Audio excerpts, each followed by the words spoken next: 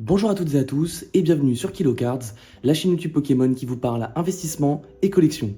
Les amis, j'espère que vous allez bien, je sais que ça fait très longtemps que j'ai pas fait de vidéo, je dirais 11 voire 12 mois, un an, puisque la dernière fois que j'ai fait une vidéo c'était lors de la sortie de 10.5, EV 10.5, Foudre Noire Flamme Blanche. On va en parler d'ailleurs, puisque comme vous l'avez vu dans le titre de cette vidéo, on va parler un peu du marché Pokémon, on voit une explosion des prix. Alors pourquoi ?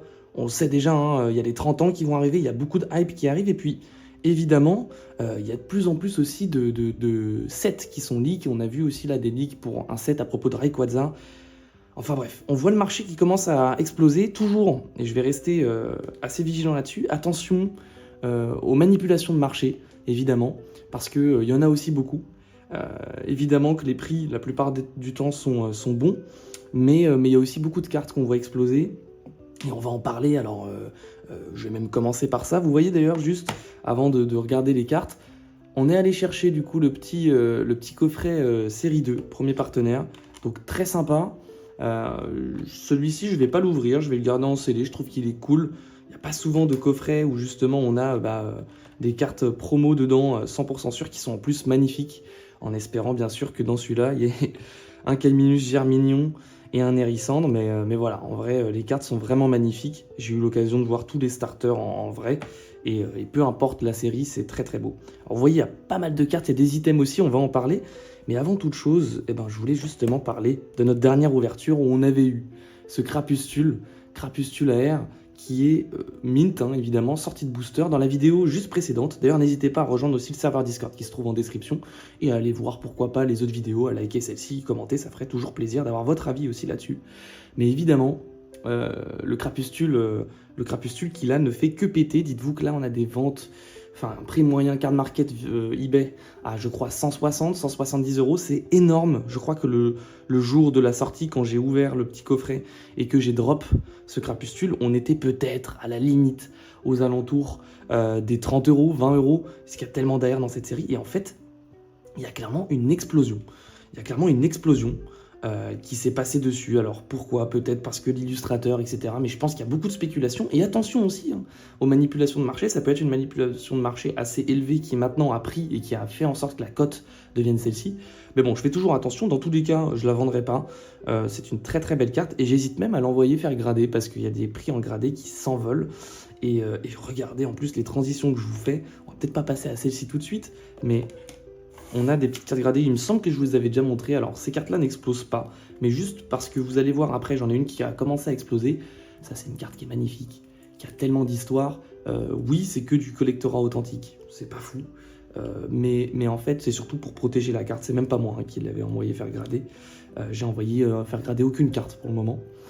Mais par contre, tout ça pour vous dire, oui, que le japonais en PSA 10, qui plus est, comme on va le voir ici avec ce beau Noctali, il y a une explosion aussi de ce genre de cartes. C'est assez impressionnant, hein, comme le marché pousse un peu des deux côtés, et le japonais rattrape beaucoup, entre guillemets, le retard de prix, puisqu'on sait qu'en français, on a des cartes qui cotent beaucoup plus, parce que moins d'impression.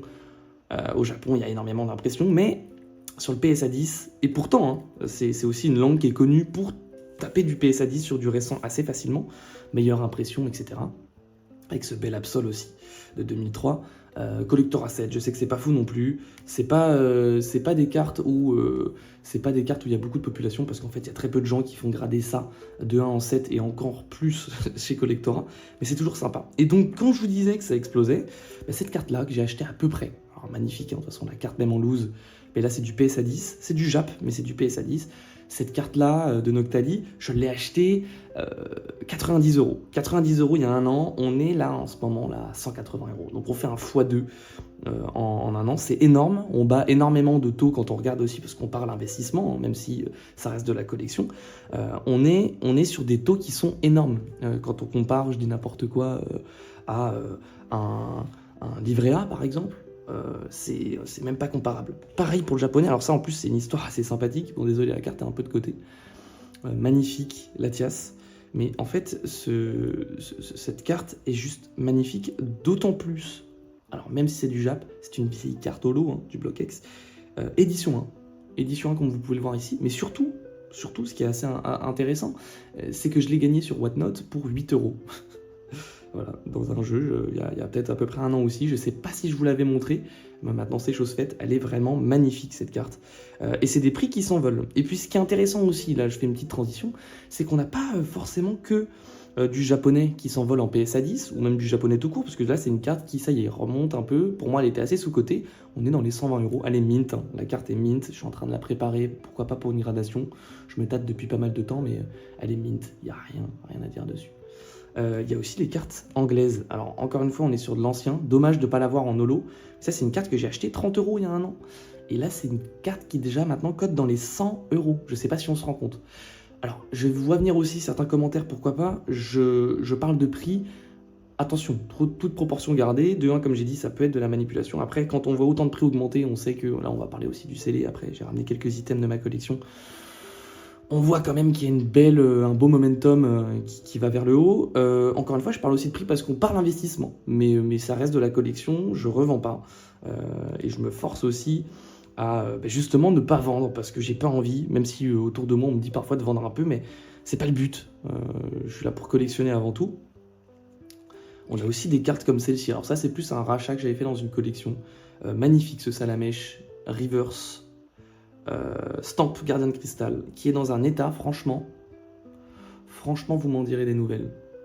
Alors ça, c'est pas encore des cartes qui explosent, c'est déjà beau, hein, mais pour un starter, etc., je crois que c'est des cartes qui sont dans les 50 euros, si je me trompe pas, peut-être que je me trompe, mais voilà, on est à peu près dans ces prix-là. Pareil, ça c'est quelque chose que j'ai pas pu vous présenter, je dirais il y a peut-être 8 mois, j'ai fait une affaire.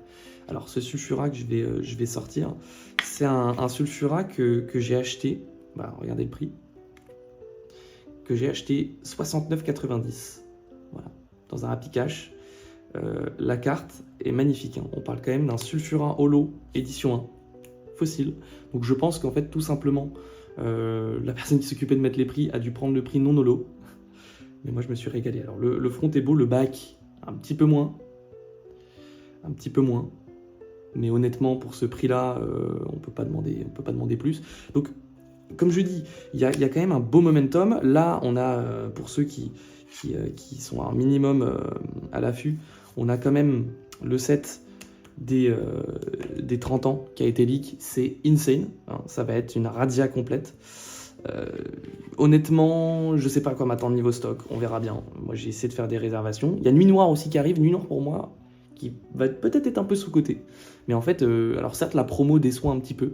Attendant, je vous montre ce beau Montalier X Full Art qui augmente aussi, qui commence à avoir pour moi une cote, qu'on est à peu près sur les 100 euros. Sur des cartes comme ça, avec l'effet empreinte digitale, pour moi, c'est pas grand-chose. Hein. Dans cet état-là, en plus, bon, il y a un petit point blanc là, mais très léger. Dans cet état-là, en plus, c'est rien.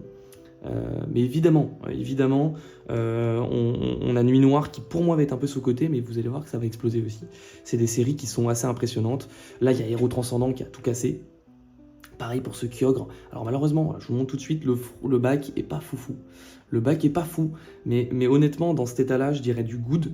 Hein, du good, la limite du very good, c'est déjà des cartes qui explosent. Je crois qu'en very good, on est sur du 200 euros.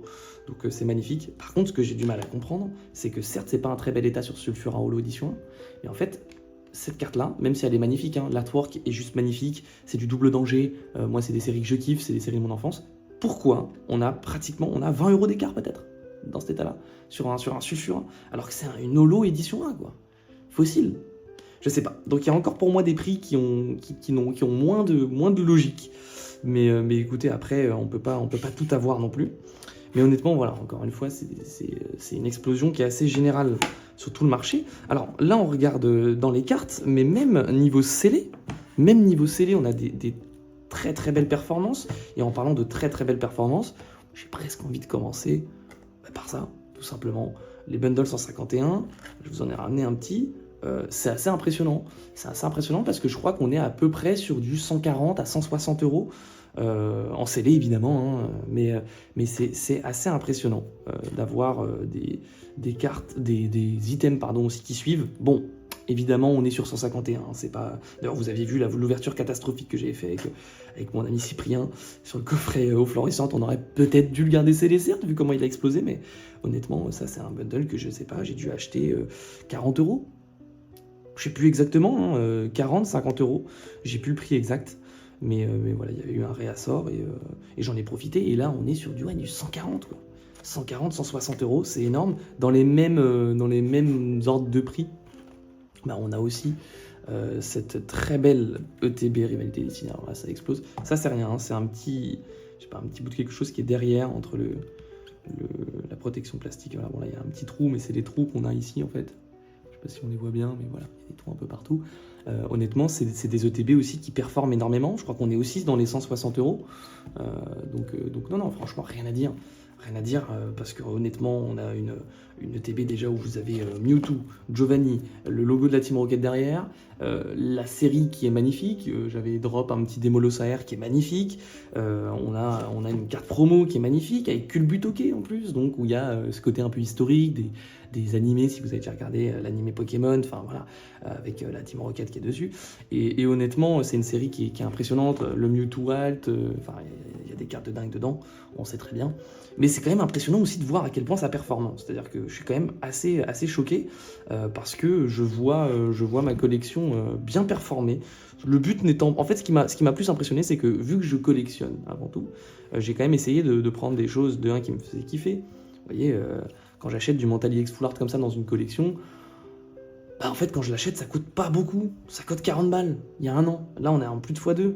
Il me semble, hein, de ce que je vois, après les prix je les ai pas tous en tête, mais effectivement on a des choses qui m'ont assez impressionné dans le sens où bah, on arrive comme ça, on achète pour se faire plaisir, on achète aussi du récent, et là ça commence à performer très fort. Alors attention aussi, pour les gens qui veulent vraiment en sortir gagnant, moi je conseillerais presque de vendre un petit peu en allant. Moi mon but c'est pas d'en être forcément gagnant, je sais que de toute façon je le resterai, parce que j'ai une vision très très long terme, mais on ne sait jamais de quoi est fait demain. On le voit aussi, il y a un contexte économique qui est pas au top, et pourtant on a Pokémon qui continue d'augmenter, autant en profiter, mais attention quand même à la spéculation. Et en parlant de spéculation, bah, une série qui a été énormément spéculée, Évolution Prismatique, hein, EV8.5, mesdames, messieurs, alors ça c'est un SPC.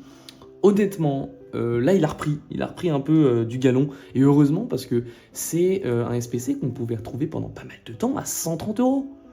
Je sais pas si on se rend compte, c'est EV8.5. Alors certes la série elle a été, mais scalp et les taux de drop sont infiniment petits, mais même comme ça, vous tapez un God Pack, il y en a pour des milliers d'euros. Donc en fait quand on regarde ce qui se passe, c'est que des cartes comme du Mentally X Full Art qui est une évolution, là c'est pareil, si moi je prends allez, mon Octali en anglais, hein, mon Octali E-Series, c'est une évolution. Si je prends encore une fois, et c'est du japonais, mon Octali PSA 10, c'est une évolution. Tout ce qui touche aux évolutions, c'est très logique, c'est un peu comme le TB Rivalité Destinée, même si pendant un moment je me suis dit ok peut-être que ça va pas tant péter que ça, en fait ça a juste pris le temps qu'il fallait, mais c'est vrai qu'on était habitué avec des séries qui explosaient dès le début, comme 8.5, et où il y a eu beaucoup de réassorts aussi, en fonction des villes, et moi j'ai chopé ça à la sortie, ça me faisait un peu chier de voir que c'était scalpé, mais c'est pas grave, je me suis dit de toute façon, moi je suis là pour collectionner, j'ai mon petit SPC, et en plus, on va pas se mentir, il est vraiment beau. Là c'est des SPC qui honnêtement...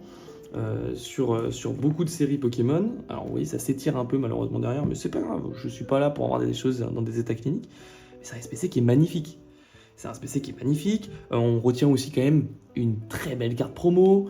Il y a aussi, voilà, ça peut devenir collector, hein. C'est comme le coffret, je ne l'ai pas ramené là, mais il y a aussi le coffret... comment ça s'appelle, pochette, le coffret pochette que j'ai, avec une petite pochette un peu, ou un truc, on sait pas trop ce que c'est, Evoli. Il y a quand même 15 boosters aussi. Alors certes les drops sont pas fous, mais ça va commencer à se rarifier. Là on retape à peu près, je dirais dans les 180 ou 200 euros pour un SPC comme ça. C'est beau quoi, j'ai envie de dire c'est beau parce que c'est ce que ça mérite. Bien sûr que ça pourrait aller plus haut, il faut aussi laisser le temps aux choses. C'est pareil, hein, j'en ai pas trop parlé niveau prix, parce que j'attends de voir, mais les coffrets partenaires, premiers partenaires sériens qui ont explosé, parce que les starters ont explosé, et vous allez voir que là déjà je le vois, hein, allez voir maintenant combien ça vaut, vous regardez rien qu'un starter, bon le meilleur, mais un Kaiminus, Germignon et Rissandre, ça commence déjà un peu à côté. Et donc évidemment, après, on va commencer à avoir des prix qui vont, pourquoi pas aussi être démesurés, c'est aussi le souci, hein, parce qu'il y a des gens qui manipulent le marché, on en parle depuis le début de la vidéo. Je pense que c'est important en fait à garder en tête. Et c'est quelque chose, ouais, faut vraiment pas se le sortir de la tête. Il y a de la manipulation de marché, il y en aura toujours, puisque ça devient quelque chose de hype, entre guillemets.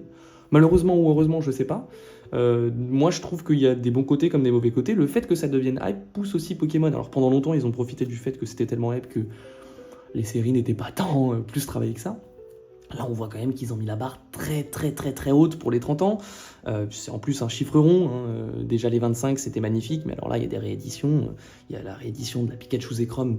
Bah, vous avez vu le prix déjà de celle qui est là. Ça a explosé. Mais oui, honnêtement, on a des items qui performent bien. On a des cartes qui performent très très bien. Après aussi, ce qui est spécial, en tout cas moi avec ma collection, c'est que j'ai pas d'items anciens, entre guillemets. J'ai que du récent. Donc évidemment que j'ai pas une performance non plus qui est énorme. Dans la mesure où forcément des gens qui ont du coffret XY par exemple, là on voit des prix aussi augmenter. De par le fait que là on réédite des mégas dans le bloc méga, donc forcément toutes les mégas, c'est vrai que j'en ai même pas pris là, j'aurais pu vous en ramener mais j'en ai pas pris, j'ai des mégas d'XY qui prennent un petit peu, mais j'ai aussi voulu vous prendre voilà, des cas concrets. Le crapustule c'est quand même dingue. Moi je suis assez choqué, j'en parle avec un pote, c'est un peu what the fuck les prix. Le Kyogre pour le coup je comprends plus le prix, mais si on le compare, on le met à côté d'un Sulfurin Holo édition 1 fossile, je comprends pas le prix. Pareil pour ça, pour moi c'est des cartes qui vont encore augmenter, même si on voit qu'il y a de plus en plus de liquidités amenées sur le récent, c'est normal, c'est totalement normal.